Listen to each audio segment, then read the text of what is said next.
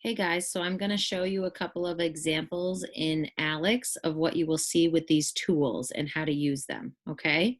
So in my first example, you'll notice that I have to transform this graph into -1/2 absolute value of x minus 2.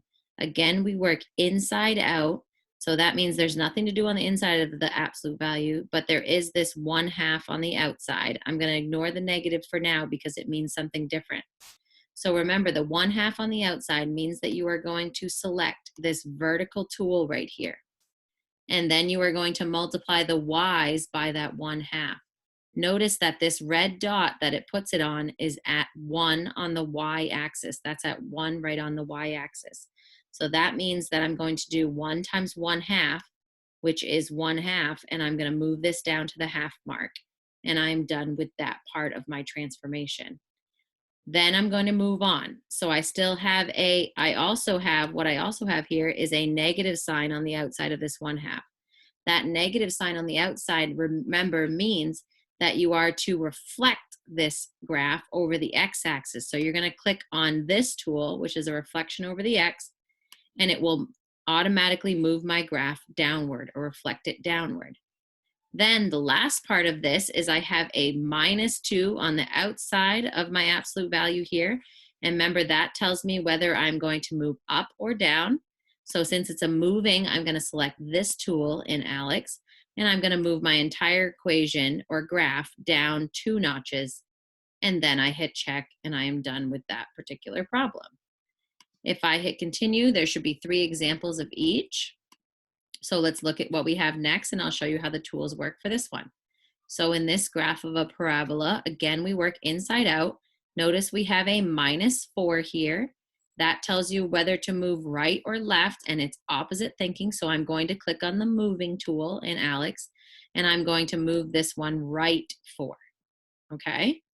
Then from there, I notice that I have, if I work outside of this particular function, then I have a 2. I notice that I have a 2 on the outside here, which again is clicking on the vertical stretch. So that's this tool right here in Alex, which puts a red dot right at the 1. So remember, you're multiplying that 1 by 2. 1 times 2 is 2. So we're just going to move it up to the number 2 on the y-axis. Then the last part is the negative on the outside there, which that negative on the outside tells me that I'm going to reflect over the x-axis. So I'm simply going to click the reflection over the x-axis, hit check, and you are done with that particular equation. If we look at this last one, let's look at one more before I get done with this. So in this last one, you'll notice that you have quite a few things to do. If I work inside out, I've got a +1 here, which remember is opposite thinking. So that means I'm going to hit the move button.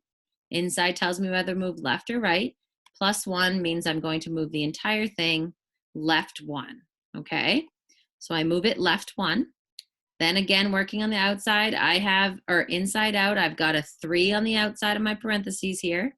So that 3 on the outside of the parentheses tells me I'm going to do one of the vertical stretches again.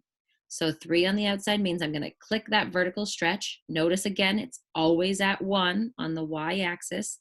So 1 times 3 is 3. So I'm going to move it up to the 3 notch. There's my vertical stretch. Okay. Then the last part of this transformation is I have a +4 on the outside here. And that +4 tells me whether I'm going to move up or down.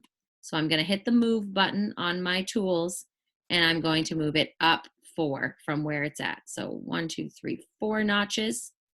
Stop it there, hit check, and you are done with with those particular transformations. As always, let me know if you have any questions using these tools.